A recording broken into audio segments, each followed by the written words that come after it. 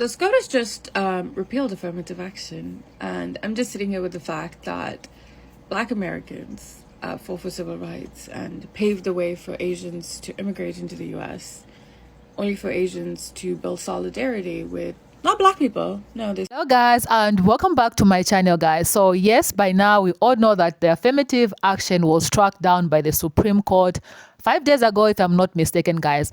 Of course, this was done in a conservative majority by the Supreme Court, guys. So in my other 4 previous videos, guys, I've covered 4 races reacting to this news, guys. So in today, we are going to be listening to the Indian Americans react to this news. So just leave your own thoughts, give your own 2 cents in the comment section below. But otherwise, let's get into the videos. Said we'll build solidarity with white people, the conservative ones, and work together to repeal affirmative action.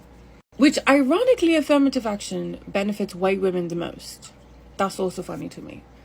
Asian Americans, I got one simple ask for y'all. This needs to be a conversation at every dinner table with your family.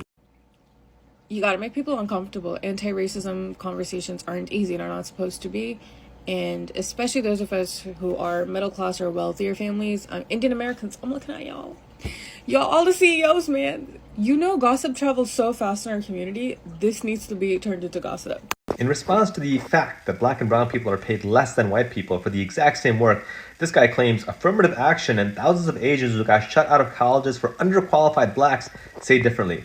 As an Asian American, I can tell you this is a lie, and here are 3 very good reasons. Asian Americans are 6% of America's population, but 26% of those who got admitted to Harvard. Doesn't sound like they're too oppressed here. Point 2, 43% of white students at Harvard are legacies. That's more than Asian, Hispanic, and Black students combined. But speaking of unqualified students, 75% of these legacy students would not have gotten admission if they weren't legacy students. They're the ones taking seats for more qualified Black, Asian, and more qualified white students. Point 3 is the icing on the cake. The demographic that benefits most from affirmative action are white women. More than Black, Asian, and Hispanic people combined. Racists know they don't have a leg to stand on, so they want Black and brown people to fight against one another. Don't let them do that. Class dismissed. One of my top priorities will be to end affirmative action in every sphere of American life. And it's not just meritocracy and who gets ahead. Ending affirmative action? Yes. I mean, our whole government is based on that idea. Well, the funny thing, Tucker, is this would be an easy thing for president to do. Lyndon Johnson issued an executive order that requires anyone who does business with the U.S. government, that covers over 20% of the U.S. workforce, to adopt race-based quota systems. Any Republican president since Lyndon Johnson could have taken a pen and crossed that out. We haven't done it yet. I think that's the kind of courage we're going to need to muster. Breaking news, not only did the Supreme Court just shoot down student loan forgiveness, but they also shot down affirmative action. I'm Dr. Hassan, board certified trauma anesthesiologist. I'm here to give you an interesting take on both of them. When it comes to affirmative action, obviously it is beneficial for all those who can benefit from it. From the perspective of a brown, Pakistani, higher education seeking physician, affirmative action actually works against you. Why do I say that? It's because affirmative action actually groups Asians all together. So it's not broken down into South Asians and East Asians. A lot of money and send it overseas for endless wars, but we can't forgive student loans. On top of that, the cost of student education is going up astronomically every single year. So those are my 2 interesting takes. What do you think? Do you think it's a good thing or a bad thing? Also, check out where we are. You know what to do. Let's dive in deeper, guys. Ever since the institution of the affirmative action in the John F. Kennedy era, time and time again, it has been proven by data that the people that have benefited from this affirmative action has not been my type of people, guys. It's been the palm color women. Yeah. I wonder, what's the new excuse now? Let me know in the comment section below, guys. Or what's going to start happening when you still, and I repeat, still start to see a lower number of white students or Asian students on campus, and you still start to see a high number of Black people and Hispanic people. Even higher than that, guys, even the highest, as in higher than before, guys. What's going to be the excuse? Because at this point, guys, it won't be affirmative action. Yeah. Get ready to start seeing people paying millions of dollars to send their children to schools that they know well that they couldn't without affirmative action.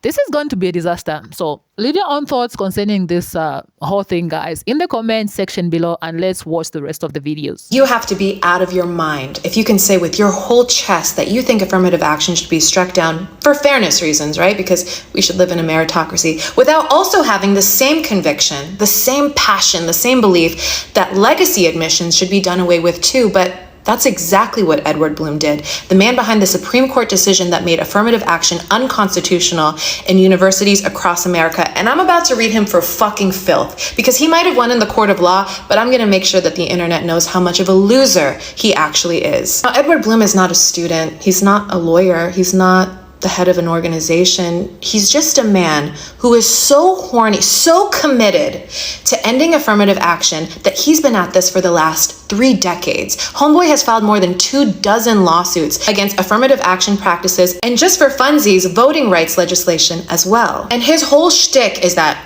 affirmative action is reverse racism and we should live in a meritocracy and unfair. Okay, if you were that concerned about fairness, you would have gone after legacy admissions first, as no group stands to benefit more from university admission preferences than white people. Almost every elite colleges give significant legs up to children of alumni, athletes, faculty, and donors, collectively known as ALDCs. And according to data produced by the plaintiffs in this very suit, Harvard admitted 34% of legacy applicants compared to an overall admissions rate of 4.6%. About 43% of white students at Harvard are ALDC, okay? So this is not about fairness, this is about white supremacy. And if you don't think it is, let me change your mind. In 2016, Edward Blum found a young woman by the name of Abigail Fisher to be the face of his latest lawsuit against affirmative action. Abigail Fisher sued the University of Texas for being unfairly rejected because she was the wrong color. Now, it's true that students with lower scores than Abigail got in.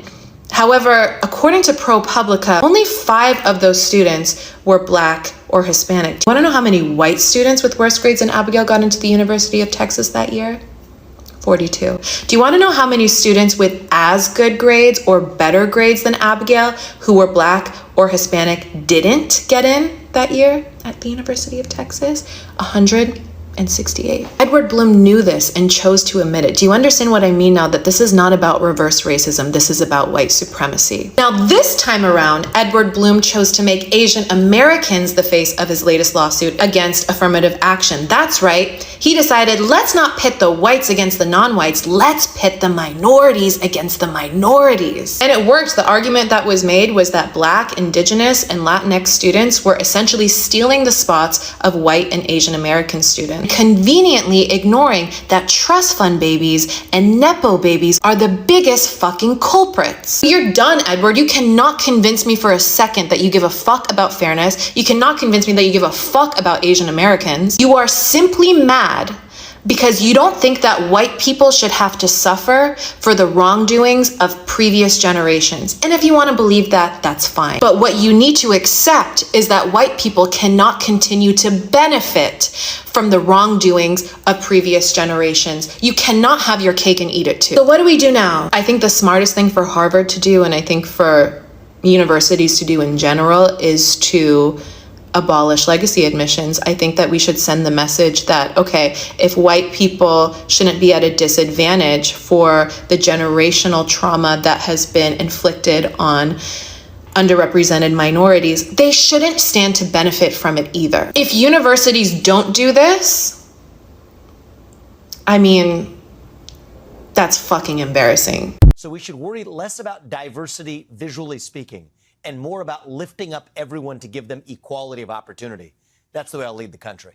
But how do you go about giving equality of opportunity when you're saying, basically, for some people, as you just said, there can be, whether it's socioeconomic, whether it's by race, that we're saying, you know what, we're not going to even consider that in our admissions process. When you're talking about, there have been decades, centuries, right, of discrimination that has caused that disparity in our education system.